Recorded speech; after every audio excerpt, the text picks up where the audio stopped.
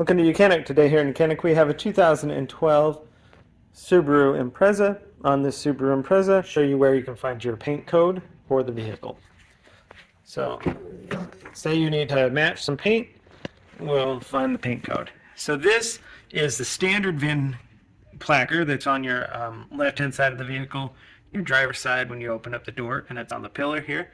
This gives you the VIN number, but this one doesn't give you the paint code. Of course, you could take your VIN number and call up a dealership, give them your VIN number, and they should be able to give you what that paint code is. Well, this one, we have a placard that looks very similar to this one on the other side that gives us the information for the paint code. So we come around here to the passenger side, and this is where we find the information for the VIN code, or the paint code.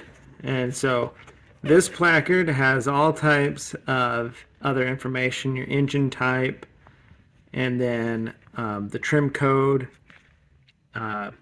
option codes, and then we also have the transmission type codes that are on this vehicle.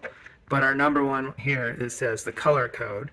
So our color code on this is a G3U, and you should be able to give that to a paint place or the auto body shop, and that's how they can match your paint color to the best of their ability to be able to paint your vehicle in case you need some work done like that.